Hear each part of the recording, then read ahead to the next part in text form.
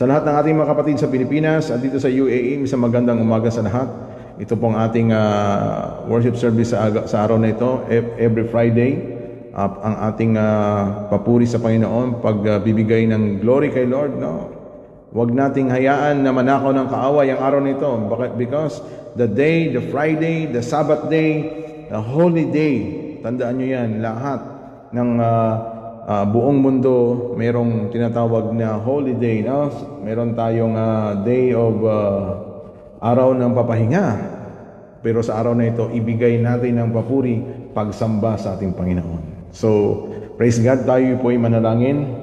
Dalangin ko, Panginoon, sa araw na ito, sa lahat ng mga kapatid na nanood ng live, Ikaw po, Lord, ang magbigay sa amin ng kalakasan. Ikaw po, Panginoon, magbigay sa amin ng katagumpayan sa araw na ito. We praise God, patuloy Panginoon na bibigyan mo kami ng guidance, gabay sa lahat ng aming gagawin, sa lahat ng aming pag-aaralan today, at sa aming topic, Panginoon, manatili ka, Panginoon, sa aming buhay, manatili ka sa midst namin. You said in your word, 2 or 3 gathered in your name, you are in our midst. And today, Lord, we ask your guidance. We ask, Lord, for your divine protection, Panginoon. We ask, Lord, for your presence. We ask for the Holy Spirit to nourish us. We ask the Holy Spirit to teach us. We ask the Holy Spirit to give us, Lord, ng mga pagpapala, gabay, Panginoon, sa aming gagawin ngayon. Salamat po, dakilang Diyos. At sa araw na ito, binabalik namin sa iyo, Panginoon, ang lahat ng pagsamba, papuri sa iyong pangalan. Hallelujah to the name of the Lord Jesus Christ. Thank you, Father God in heaven. We give you all the glory, all the praises, all the thanksgiving today, in the mighty name of our Lord Jesus Christ. Everybody say, Amen. Mga kalakas na panakpak kay Lord sa araw nito. All the glory, all the praises, all the thanksgiving belongs to Jesus. Amen. Hallelujah, hallelujah. So, isang mapagpalang araw sa lahat. Good morning, good afternoon po sa mga kapatid natin. At sa araw na ito, dalangin ko na ang Panginoon ang mag-guide sa atin. Ano? Praise God. Ang Panginoong Yesus po ang magbigay sa atin ng katagumpayan. Siya po ang magbigay sa atin ng kalakasan sa araw na ito. Hallelujah to the King of Kings.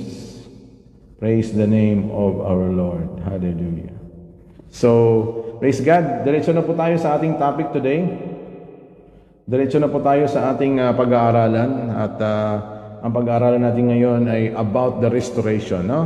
So, ang restoration po, kinuha po natin verse natin sa Psalm 51 and book of Psalm 23. No?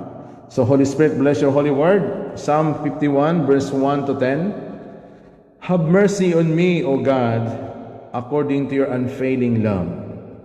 According to your great compassion, blot out my transgressions, wash away all my iniquity, and cleanse me from my sin.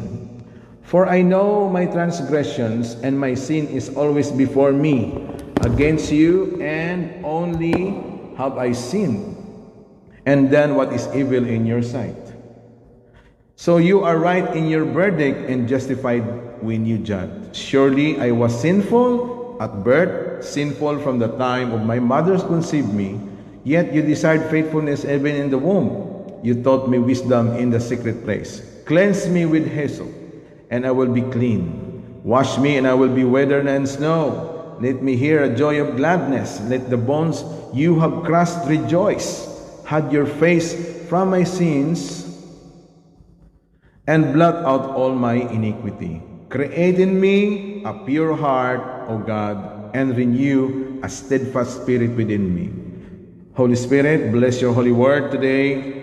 At sa aming pag-aaralan ngayon ng sulat ni David sa book of Psalm 51, maunawaan po namin na kami pa ay marirestore sa araw nito. Kami po ay nagpapakumbaba, nagpapasakop kami sa iyo sa araw nito, Holy Spirit. Gabayan mo po ang buhay ng bawat isa. Create in us a pure heart. Create in us a renewed spirit. At bigyan mo kami ng steadfast love, Lord, na nanggaling sa iyo. Cast not thou thy presence from me, or take your Holy Spirit from me today. Restore to us the joy of our salvation, and grant us with willing spirit to sustain us. Salamat po. At ngayong gabi, deliver us from Lord. Deliver us from every sickness. Deliver us from every pain, every spirit of destruction, every spirit of lahat ng espiritu na hindi sa iyo, Panginoon, winawaksin namin sa buhay namin, sa pamilya namin, sa panambahan na ito, Panginoon, winawaksin namin ito sa lahat ng members and brethren, sa lahat na nanood ng live ngayon. Kinakansela namin ang espiritu na hindi sa Diyos. We declare deliverance, breakthrough, and restoration today. In Jesus' name, amen. So topic natin today is about restoration. Amen. God is a God of restoration. Nothing is seen in the Old Testament. See God attempting continually to restore Israel back to Himself. We see in the New Testament that is a purpose of Jesus Christ dying on the cross and rising from the dead to restore what He had stolen and what mankind had lost, fellowship with God. Kaya nga si Jesus namatay sa cross para po tayo ma-restore, no? When Jesus died on the cross and rising from the dead, na-restore po tayo sa ating mga kasalanan, sa ating mga marami tayong ginagawang hindi maganda noon. Kaya nung nakilala natin si Jesus, nagkaroon po tayo ng relasyon sa Kanya. Dumating po sa time na naunawaan natin na tayo po pala ay makasalanan. Tayo pala ay dapat magpatawad, humingi ng tawad kay Lord at magpapakumbaba para po ma-restore tayo. Katulad po ng binasa natin ngayon sa Book of Psalm 51, si David po dito. After niya po ito ng kanyang ng kanyang pagkasala, nanganganon niya si David. Si David po ay makasalanan. Si David po ay nag-commit ng sin, even adultery. He committed sin, adultery and murder, Pero praise God, si David po ay ni-restore ng Lord. Amen. Yung kanyang kaibigan na si Nathan, tinulungan niya si David para ma-restore ang relasyon kay Lord. Kaya pag tayo po ay nagkasala, araw-araw sa isip, salita at sa gawa, dapat po araw-araw po tayo magpare-restore. Araw-araw po tayong lumapit sa Panginoon para ma-restore po tayo sa ating relasyon sa Diyos. So, ngayong araw na to, katulad ni King David, we know from the life of King David that David had an affair with Bathsheba. Nung time na yon, si Bathsheba po ay naligo doon sa kanyang banyo, dahil noong time na yon, yung mga banyo noon, yung mga kubeta, in the name of Jesus, wala pong takip, wala pong bubong. So si David po isang hari. Ang hari po ay pumunta doon sa bubong, sa taas ng kanyang harian, at nakita niya yung magandang babae na si Bathsheba. Si Bathsheba po ay nagkaroon ng affair kay David. Bakit nagustuhan po ni David si Bathsheba? Nagkaroon po siya ng si Bathsheba po ay nagkaroon po ng na authority rin, At si David po ay nagkaroon ng lust, ang seduction.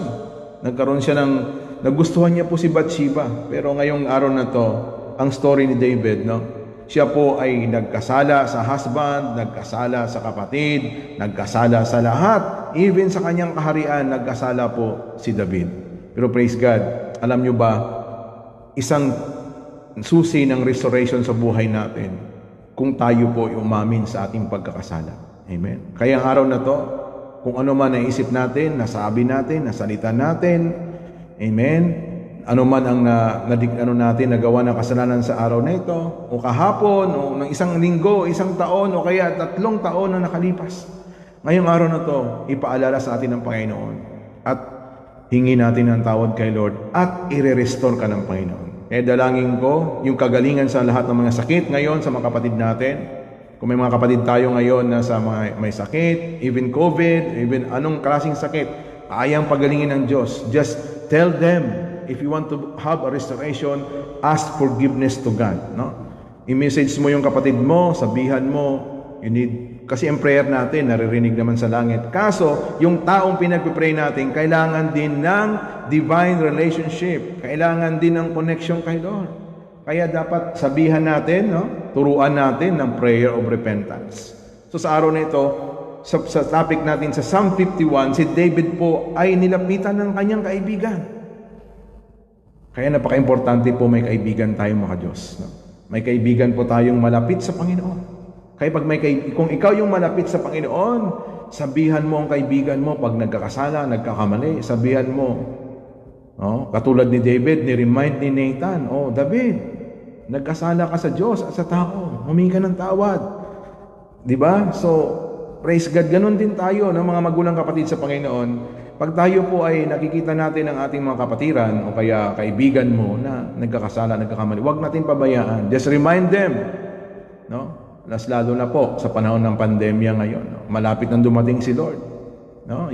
Alam mo, yung COVID na ito, ano na lang to ginamit lang to ng Panginoon para lumapit ang mga anak niya sa Kanya. Kaya praise God, sa lahat po na may sakit ng COVID ngayon, we pray for divine healing. We pray for divine protection sa lahat ng mga bahay, sa lahat ng mga kahit saan ka, just declare and healing. At wag po nating kung mayroon tayong mga kaibigan na nagkasakit ng mga ganitong mga sakit, wag nating layuan. Encourage pa natin, no? Wag kang matakot sa virus. Virus lang 'yan. Amen. Amen. Ang kaya ng virus yung katawan mo, pero ang espiritu mo hindi kaya ng virus na 'yan. Kaya mga magulang kapatid, manalig tayo. Tayo po ay lumapit kay Lord sa araw na ito. Katulad ng ating topic ngayon, He restores us. Even our soul will be restored today. Kaya praise God, no? But Nathan, the prophet, confronted David about his sin. Tingnan mo sa Psalm 51, no? David knew was not in a right relationship with God. Nung time na yon, nung kinonfront siya ni Nathan, sinabi niya, nagkakasala ka na, David. At iyan po ang dahilan kung bakit si David po ay lumalayo sa Lord nung time na yon. Nahihiya, no? Ayaw ko nang umattend, ayaw ko nang makinig ng gospel, ayaw ko nang makinig sa Lord. Ako yung makasalanan. Alam mo, si Satan talaga, gusto niyang i-condemn yung tao. Pero si Lord, mahal na mahal niya tayo lahat. Kailangan lang lumapit tayo sa Kanya, magpakumbaba, hingin tayo ng tawad. Sa panahon ngayon, dapat tayo nagpupuri, nagpapasalamat araw-araw sa Panginoon. Dapat po tayo nagbibigay ng glory kay Lord araw-araw. Yung virus na yan, wala na yan. Normal na na yan. Masakit-sakit na lang yan.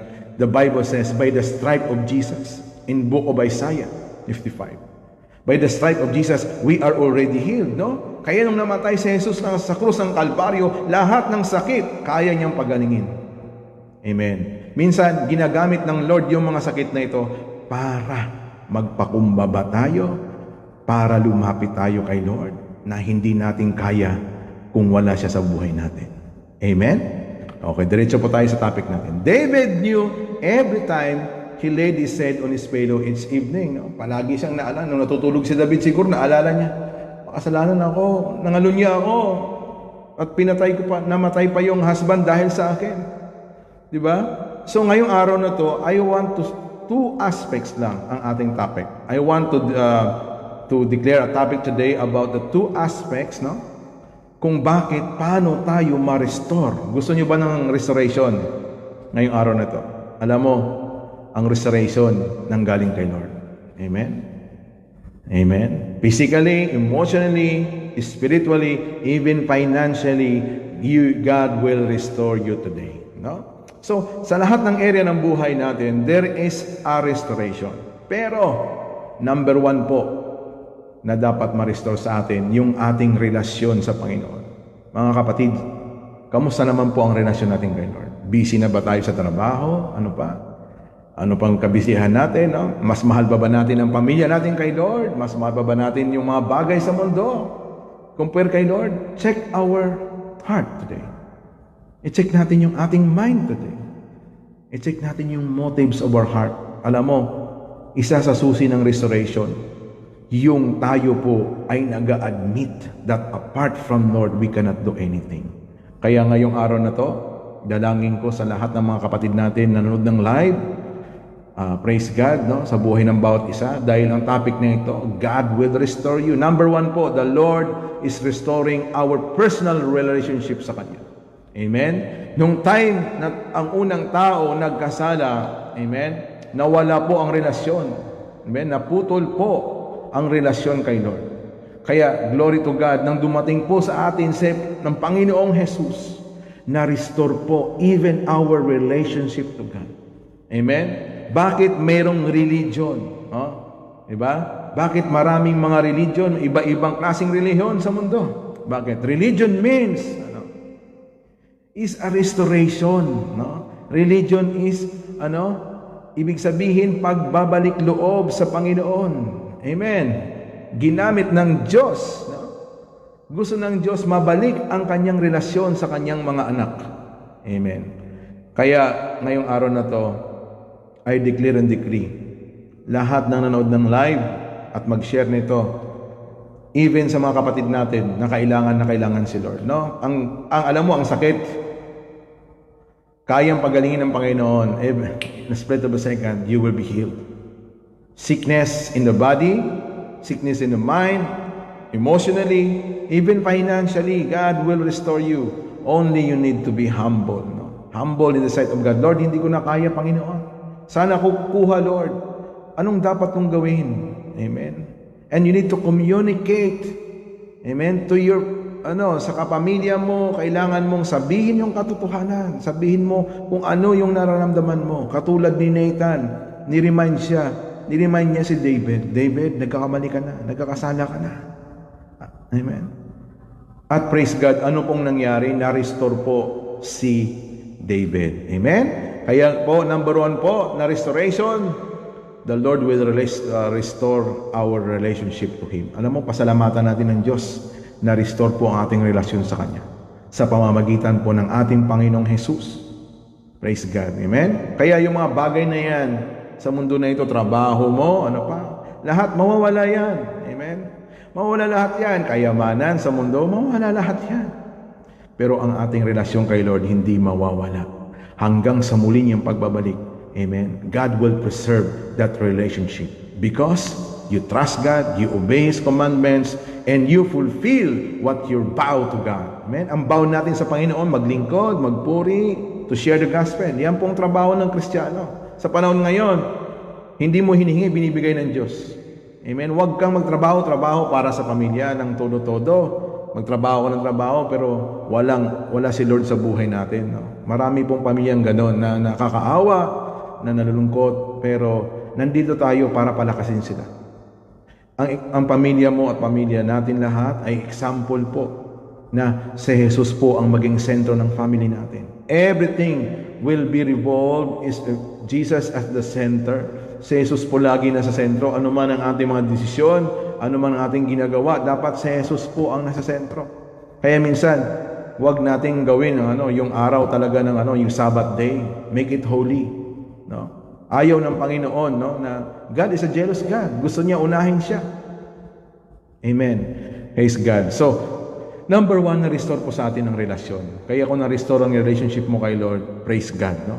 Check. Amen. Merong ka ng restoration sa buhay. Number 1 po, yung relationship mo kay Lord has been restored because of our Lord Jesus Christ. Number 2 is restoring the church back to the power with God. Amen? Kaya na-restore yung authority ng church. Amen? The power of church, and ang church po, hindi po sambahan na semento. Amen? Ang church po, pag tinatawag po yung church sa Bible, you are the church of God. Amen? Yung katawan natin ito, ikaw, tayo po. We are the church of God because our body is the temple of the Holy Spirit. Kaya yung authority mo, nare-restore pag tayo po ay lumalapit sa Panginoon. Amen? Katulad po ng panginginan, naalala nyo ba, o kaya naranasan nyo ba nung ikaw ay dumulog sa panalangin, lumuluhod kay Lord, Lord, patawarin mo kami sa amin ng gawang kasalanan ng Panginoon. Kami po ay makasalanan. Lord, linisin mo kami. Katulad ni David, nilinis mo, Panginoon, white as snow. As snow, Panginoon. At ngayong araw na to, mga magulang kapatid, when you humble yourself before the Lord, God will restore you. Amen. Minsan, God will teach us a lesson. God will empower us, no? Minsan yung mga problema, yung mga trials na yan, ginagamit ng Panginoon yan para yan po ang mga ingredients para ma-restore tayo lahat. Amen? Kaya pag ikay nagluluto, sino mahilig magluto dito? Alam ko mahilig kayo lahat magluto. Pag mahilig kang kumain, mahilig ka rin magluto. Amen? Kaya lahat ng mga Pilipino hindi pumapayat. Amen? Amen. Lahat ng mga kapatid natin dito, yung pagkain natin, blessed tayo, nasa UAE tayo, makakain tayo ng masasarap. Even our family back home, blessed din sila. Amen. Kaya tandaan po natin, yung biyaya ng Diyos, araw-araw, ay sobra-sobra po sa buhay. Sufficient, pero minsan sobra-sobra. Amen. Kung minsan makakain tayo ng 4 times a day, 5 times a day, every time you need. Kung gusto mong kumain, pumunta ka sa kusina, makakain ka. Maraming mga pagkain sa kusina. Amen. Kaya, pag madaling araw, pag nagugutom ka, alam mo na pupuntahan mo. dapat ilalak yung kusina para po tayo may disiplina rin. Amen? Okay, doon po tayo mag-focus po sa authority na binigay sa atin ng Panginoon. Mga kapatid sa Lord, alam nyo, nung namatay si Jesus sa krus ng Kalbaryo, binigay na sa atin lahat. At siya'y nabuhay muli. Binigyan tayo ng authority at inutusan tayo ng Diyos. All authority has given to you, sabi ng Panginoon. Kaya yung authority na yan, pag ikaw po ay bumabalik sa Panginoon, binabalik ng Diyos din ang authority, the power of God in your life. Kaya, you can pray, you can release blessing, you can cast out demons, you can lay hands to the sick people, even to your friends right now, kung may masakit ngayon. Use that authority. Huwag kang matakot sa virus na yan. Amen? Huwag kang matakot sa problema na yan, finances na yan. Amen? Huwag kang matakot sa bankruptcy, dahil lahat yan mawawala. Pero ang salita ng Diyos ay hindi nagbabago magpakailanman. Kaya sa araw na ito, tanggapin mo ang restoration sa buhay mo. Ano man ang mapangarap mo, ano man makahilingan mo ngayong araw na ito, God will provide. Palakpak muna sa Panginoon Diyos. Glory to God in the highest. Amen? Kaya napakabuti po natin Panginoon ngayon at diretso po tayo sa ating topic. Amen? Praise God. So, gusto ng Diyos ma-restore ang ating relasyon at number 2 po, ang ating authority. John 1:12, no? Nung tayo tumanggap kay Lord, no? To those who receive Him and to those who believe in His name, He give us the authority to become a children of God. Naging children ng Panginoon, nawawala na yung fear sa mundo. Amen? Hindi ka na natakot. Amen? Kaya pag ikaw ay matapang na Kristiyano, dapat hindi ka matatakot. Tandaan niyo po ito, lahat ng bagay mawawala na yan. Sa panahon natin ngayon, maging ready po tayo physically, emotionally, spiritually. We are ready to receive the Lord, no? Pagdating ng Panginoon. Amen? Ready ka na ba? Nung biglang nag-rapture. Amen? Yung isang kapatiran natin na naginip siya, naiwanan daw siya sa rapture. Amen? Kaya sabi ko, maging ready ka. I-ready mo pamilya mo. Ibig sabihin, hindi pa natatapos yung mission mo sa family mo, sa friends mo. No, do not stop your mission. Just fulfill your mission to spread the gospel around the world. Amen? Amen. Praise the name of Yeshua. Okay? So, restoring our personal relationship in the book of Psalm 51 verse 1. We see that David cried out for mercy of God. No matter where you have been or what you have done, to the mercy of God is able to reach your heart if you will call upon it. No? Sa Psalm 51 verse 1, si David po umiiyak. Umiiyak siya sa Lord, Lord, have mercy on me. Kung ano man ang ginagawa ng, alam mo, ang Diyos mabilis magpatawad. Pag tayo po'y tumanggap sa ating pagkakamali, pag tayo po ay lumapit sa Kanya, Lord, sorry, I've done this, Lord. Tanggalin mo yung pride sa puso ko. Tanggalin mo yung proud heart sa puso ko, Panginoon. Hayaan mo, Lord, yung puso mabago muna, Panginoon. Before, Lord, anything else, baguhin mo ang puso ko, Lord, para mabago lahat sa akin. Amen? You cannot pinpoint to other person. Hindi tayo magpwede to, ikaw dapat magbago ka, magbago ka, magbago ka. Pag tayo po hindi nababago. Amen? Kaya dapat po tayo muna dapat mabago ni Lord yung puso natin. Makikita po sa labas, makikita po sa mga kapatid natin, kaibigan natin, na ikaw ay binago na talaga ng Panginoon. Kaya si David, sabi niya, Lord, have mercy on me. Amen. Tandaan niyo to, no matter where you have been through, what you have done, the mercy of God is able to reach your heart if you will call upon it. Amen. Call upon the name of the Lord and you will be saved. God will save us when you call upon the name of Jesus. Kaya in the midst of trials, in the midst of lackness, defeat, in the midst of troubles, call upon the name of the Lord. Amen? Psalms 34 verse 6. This poor man cried out unto the Lord and heard him and saved him out of his troubles. No? Kaya wag naranasan mo sa buhay mo na umiyak sa Lord. No? Amen. Nananalangin ka, Lord. Saan naman kami kukuha ng mga ganito, Lord? Lord, guide me and have mercy on me, Lord, sa family ko. Alam mo, ang Lord, nahipo mo ang puso ng Panginoon. Lahat ng troubles mo, buburahin ng Diyos. Papalitan niya yung mourning mo into joy. Kaya yung mourning mo, tawag dito, yung pag-iniagpis mo, papalitan ng joy. Amen? Because the joy comes from the Lord. Amen? Psalm 51 verse 1, blot out my transgressions. David did not like having the deal with his sin, but he did. Ang sin, ang ating kasalanan, kuminsan ayaw nating i-deal kay Lord. Gusto natin tawa o ano pang hindi pa na.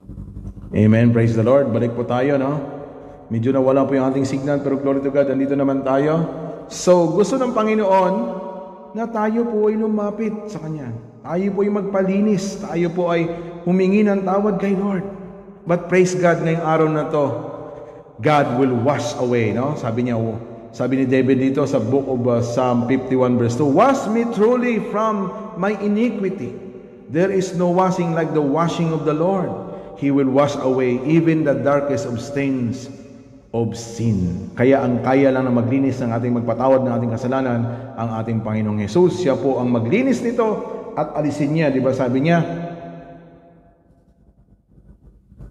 babaguhin tayo ng Panginoon, patawarin tayo sa ating mga kasalanan at alisin. And sabi niya, I will not remember your sin no more. Pag tayo po ay lumalapit kay Lord, nagpapakumbaba, praise God, hallelujah. At sinabi ni David, and cleanse me from my sin. Amen? Magpalinis tayo sa ating kasalanan sa araw na ito. If you want to be restored today, seek. Saya sa atin mo, Lord, ano pang dapat na baguhin sa buhay ko?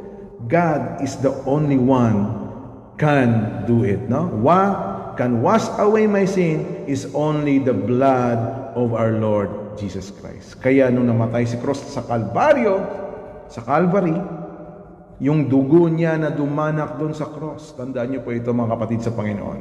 Yung dugo ng ating Panginoong Yesus ang naglinis sa lahat ng ating mga kasalanan. Si Satan lang gusto niyang ibalik ka palagi sa kasalanan, i-tempt ka lagi. Gusto ni Satanas magkasala ka. Gusto ni Satanas na maligaw ka sa iyong daan. Pero tandaan niyo, the Bible says in John 14:6, sabi ni Jesus, ako lang ang daan. I am the only way. Amen? The truth and the life. No one comes to the Father except through me. Si Jesus lang ang tanging daan para tayo magkaroon ng kalinisan sa ating mga kasalanan, kapatawaran sa ating mga kasalanan, at ganun din, gamot sa lahat ng may sakit. Even curses sa buhay natin, God will remove the curses and turn it into blessings. Amen? Kaya pag nagsisik ka ng blessing, restoration, magpalinis muna tayo sa dugo ng ating Panginoong Jesus. Amen. In the book of Psalm 23 verse 1, sinabi dito, the Lord is my shepherd, I shall not want. Kaya marirestore ka finances, marirestore ka sa lahat ng pangailangan mo.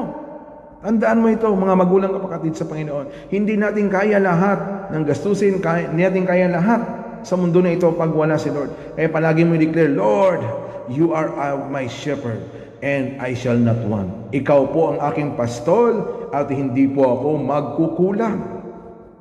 Amen? Amen. Huwag mong sabihin, yung asawa ko, Lord, yung pastol, yung husband ko, yung pastol, yung nanay ko, yung pastol. No! Hindi siyang provider mo, kapatid sa Panginoon. Ang provider natin si Lord. He is the great provider. At hindi po tayo magkukulang. Amen. Tandaan niyo po yan. Do not rely on our own abilities, on our own strength. Amen? Ang gusto ng Diyos, siya palaging hingan mo ng tulong at siya palaging ina-acknowledge mo sa buhay mo. Acknowledge the Lord every time, every minute, every second of your life.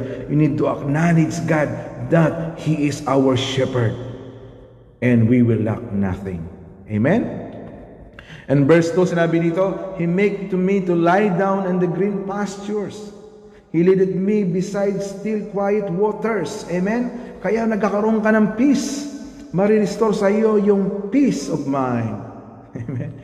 Marirestore sa iyo yung pagtulog mo. Amen? Minsan, ang tulog natin 5 oras lang, 3 oras lang. Amen? Pero sa panahon ngayon, pinapatulog ka ng Diyos, even 10 hours, kaya mong itulog. Amen? I-restore ka minsan, 5 oras lang ang tulog mo. Tina-times 2 ng Panginoon yan. No? Bakit? Gusto ng Panginoon magkaroon ka ng peace. The shalom, the peace Jesus is the Prince of Peace. Sa Kanya po nanggaling ang totoong peace. Amen? Kaya dati, ang mga pastor, may nakilala kami dati, kaibigan kong Bisaya, pag nag-joke yun about sa peace, maraming peace yun. Sabi niya, alam mo, pastor, yung peace, maraming gamit yan. Pag Bisaya, peace, peace to peace. Amen? Pag sa mga Bisaya, peace 1, peace 2, peace 3. Kaya peace book, peace towel. Alam mo, ang peace nang galing kay Lord. Ang peace that passeth through understanding will guard your heart and your mind in Christ Jesus.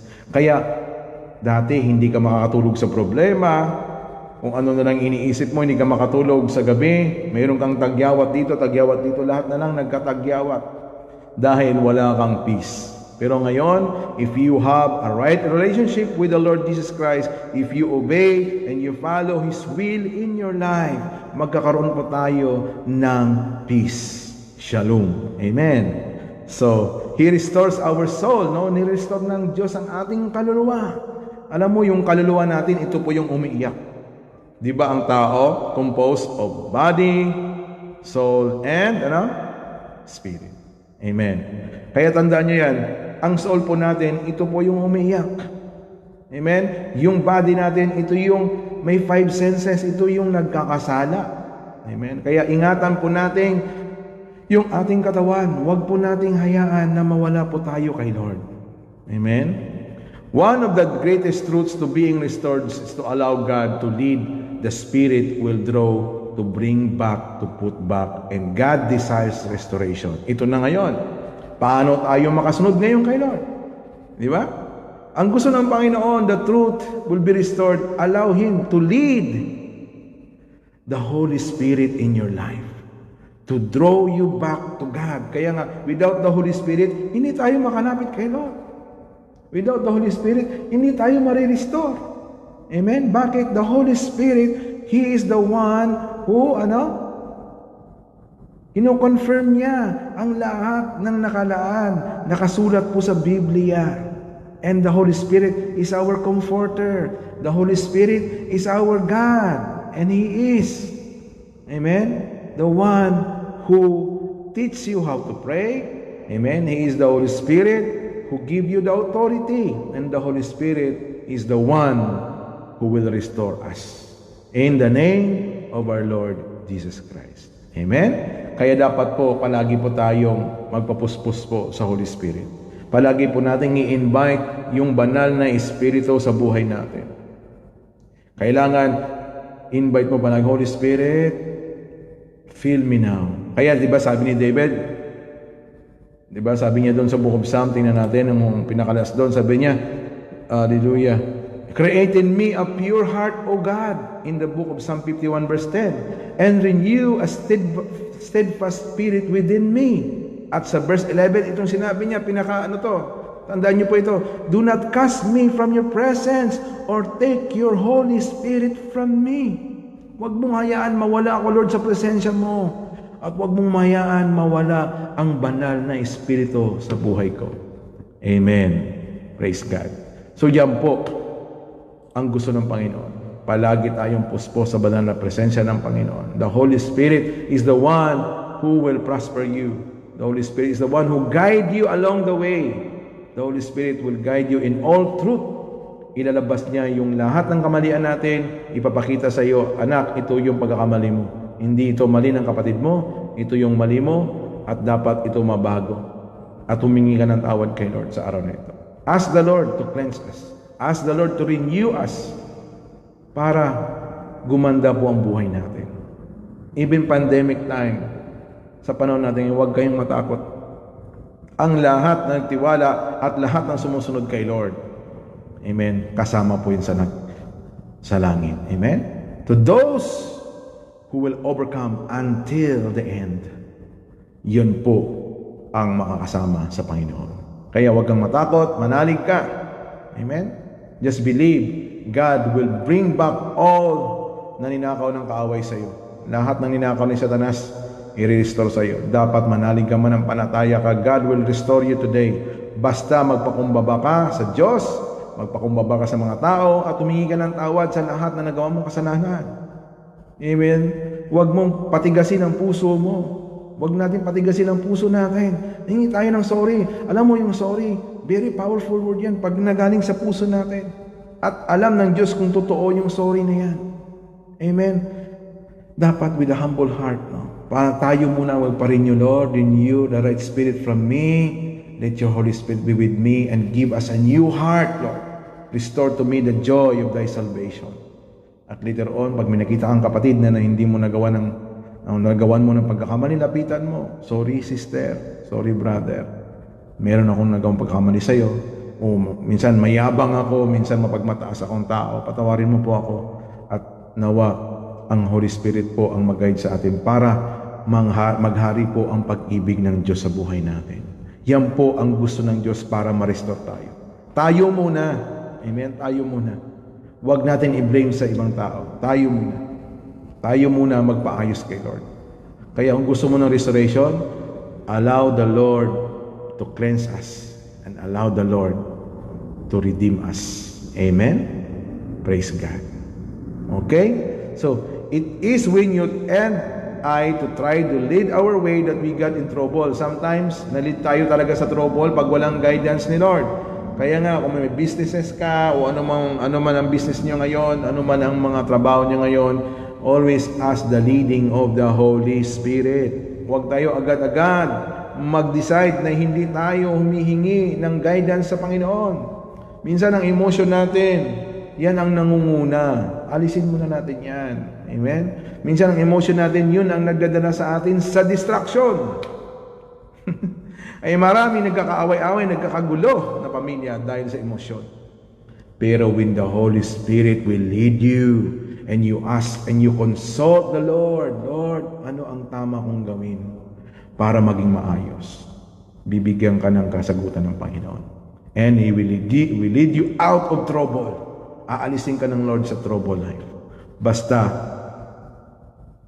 palagi mo i-acknowledge ang Holy Spirit at palagi kang humingi sa Holy Spirit ng guidance and leading. Okay? Sino nakikilala kay Jonah? Jonah, yung kinain ng whale, no? Hindi, si Jonah ay inutusan ng Panginoon, propeta ng Diyos. Jonah was going to lead and he ended up in the whale's belly, yung big fish. He went to the bottom, he was bound by his surroundings. His soul fainted with him. Kaya nang si Jonah ay hindi sumunod kay Lord. Anong ginawa? Pinakain sa whale. Alam mo, may grace pa rin si Lord, no? Even the whale, even the big fish, kayang utusan ng Panginoon. Pag hindi tayo sumusunod, minsan ipapakain tayo sa whale. Minsan, ilalagay ka sa madilim na lugar. Diba? Sa loob ng whale, madilim doon. Sa kanyang tiyan. Pero iingatan ka pa rin ng Panginoon. Ipaalala sa iyo ng Diyos lahat ng sinabi sa iyo. Anak, di ba sabi ko sa iyo, pumunta ka ng Nineveh. Doon kita dinadala. Bakit? Takbo ka ng takbo. You cannot run away from God. Tandaan mo, sa buhay natin ngayon, mas lalo tayong lumapit kay Lord. Mas lalo tayong magpag-guide sa Kanya. Huwag tayong tumakbo. Huwag tayong tumakbo sa ating commitment kay Lord. Jonah believed he knew a better way. He believed he knew what he could do, and all the time, according to Jonah's own words, he was forsaking the mercy of God. Kaya nga si Jonah nang sumunod kay Lord, praise God. Kaya nang si Jonah ay, sige Lord, surrender na ako. Praise God, sabi niya, hindi ko na kaya to. Sige kung doon ako. Kaya nga, siya ng whale. Kinain siya ng whale. Dinala doon sa Nineveh. At doon, nangaral si Jonah, marami po ang naligtas. Amen. Alam mo, pag tayo sumusunod sa Panginoon, meron palang naka-assign sa atin ng mga soul na hindi pa nakatanggap kay Lord. Kaya sunod ng kay Lord. No? Dapat maging malinis ang puso natin sa pagsunod. Jonah is vomited upon the dry land. What an awful experience it must have been seen. Sometimes, in need of restoration, we go through some bad experiences. Amen? Sometimes talaga, akala mo yung mga experiences na to, Lord, bakit dito ako dumaan? Bakit matindi pinagdadaanan ko? Ano ba to, Lord? Amen? Nasa loob ba ako ng whale? Panginoon, bakit napakatindi ng trouble na dinadaanan ko ngayon? Alam mo, God will use it for your restoration. Amen? Kaya pag ginagamit ng Diyos yan, allow the Lord. Allow the Lord. Just follow His will. Just follow His commandments. Allow Him to direct your path. Yan ang gusto ng Diyos. Sunod ka lang ng sunod, anak. Anak, yung nangyayari ngayon sa'yo, yung trouble na yan, yan po ang magdadala sa'yo sa restoration. Amen? Palakpak mo na kay Jesus. Give glory. This is a revelation from God. Today, in Jonah 3:1, the word of the Lord came to Jonah at the second time. Amen? Sa chapter 3, in the second time. Alam mo, si Lord palaging nagbibigay ng another chances. Amen? Maraming chances si Lord sa buhay natin. God give us a lot of chances to obey, to follow, to do His will, to come to Him, to ask for forgiveness. Amen. Napakabuti po natin, Panginoon. Kaya, wag na po natin sayangin ang panahon. Ngayong pandemic na ito, wag na tayong maging baby Christian. Amen. Matured Christian na tayo. Dapat po natututo na po tayo sa ating pagkakamali. Dapat po lumalakad na po tayo sa tama. Amen. Para ma-restore po tayo. Amen.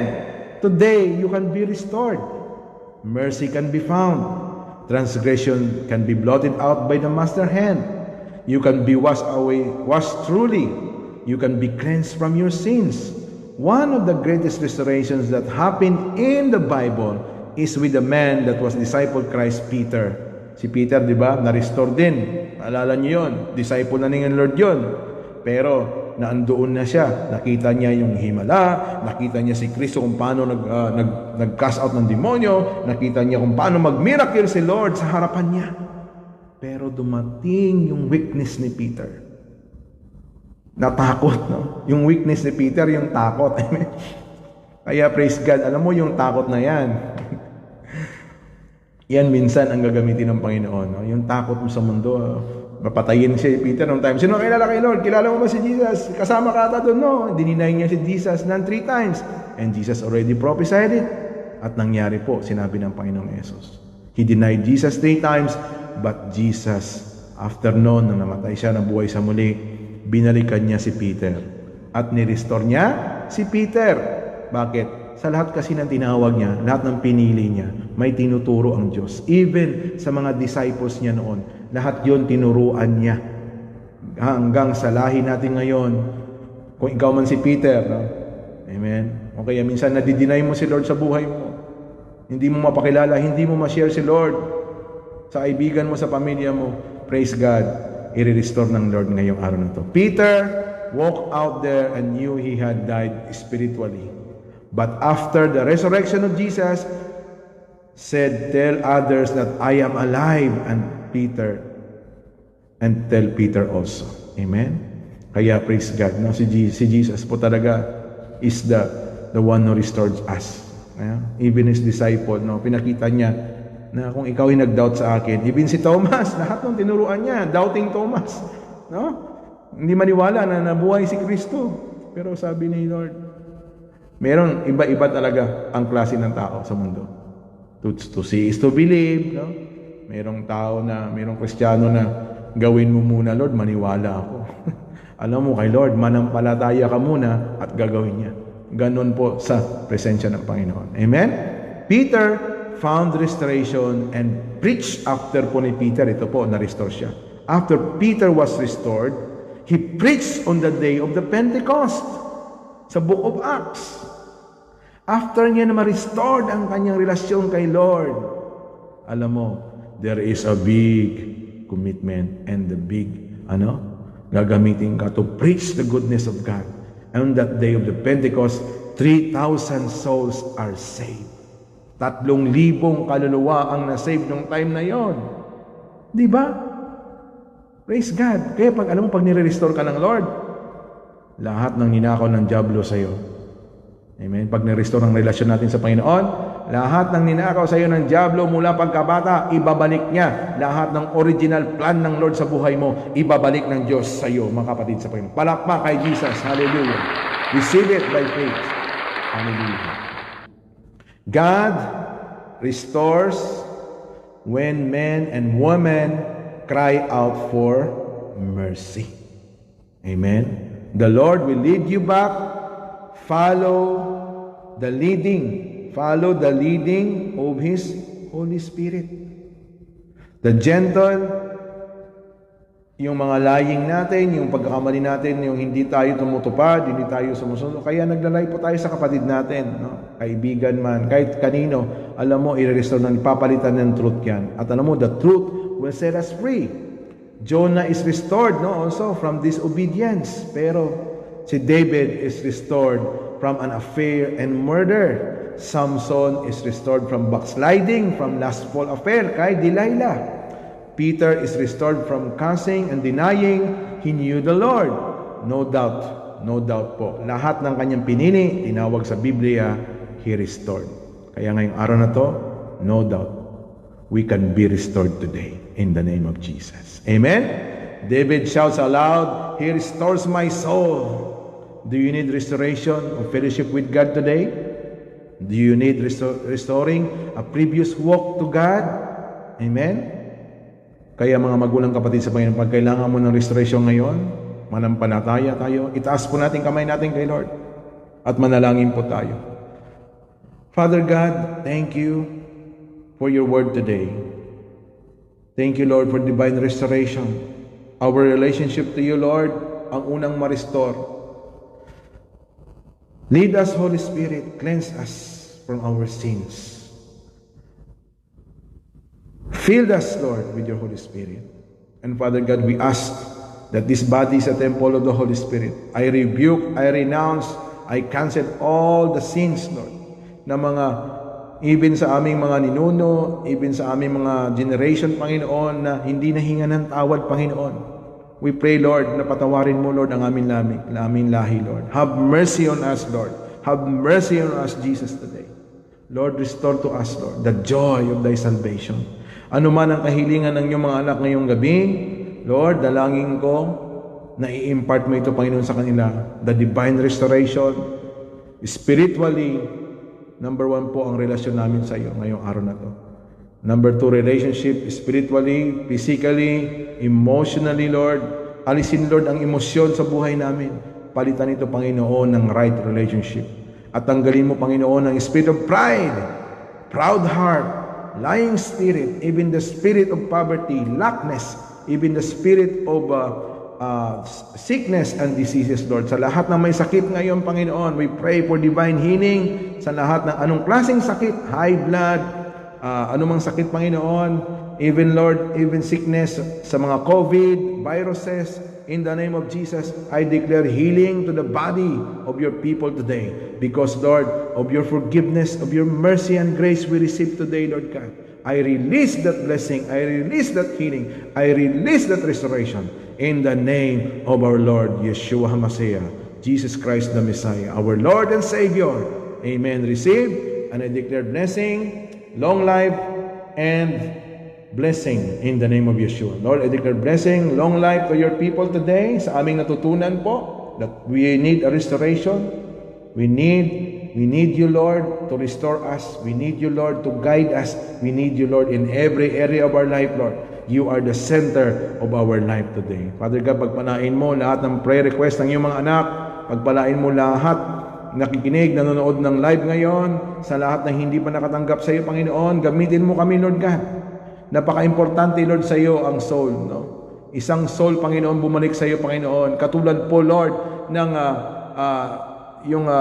pangyayari po sa Biblia, Lord God, kung saan po yung parable, Panginoon, kung saan the parable of the lost coin, O God, in the book of Luke chapter 15, verse 8 to 10, the parable of the lost coin, or suppose a woman has 10 silver coins and loses one, does it light a lamp, sweep the house, and search carefully until she finds it? And when she finds it, she calls her friends and neighbors together and says, "Rejoice with me, I have found my lost coin." In the same way, I tell you, there is rejoicing in the presence of angels of God of one sinner who repents. Kaya, we pray for repentance today. Lord, we ask for repentance today, Panginoon. Hinihingi namin ang tawad lahat ng aming nagawang kasalanan sa isip, salita at sa gawa. At ngayong araw na to, manatili ka sa buhay namin. Restore to us, O God, the joy of thy salvation. And we repent to iyo, Panginoon. Maraming kaluluwa ang magbabalik loob sa iyo, Panginoon. Pagpalain mo ang aming service ngayon sa aming natutunan, Panginoon. Create in us a clean heart. Purify us, Lord. Purify our hearts.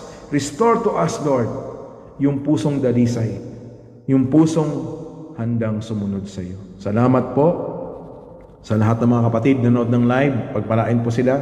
At dalangin ko ang pag-ibig ng Diyos, ang pagpapala ng Panginoon at pag-iingat ng aming Panginoong Yesus ay nasa inyong lahat. Shalom and God bless everyone. Thank you for watching and be with us. See you next Friday. Thank you. Shalom.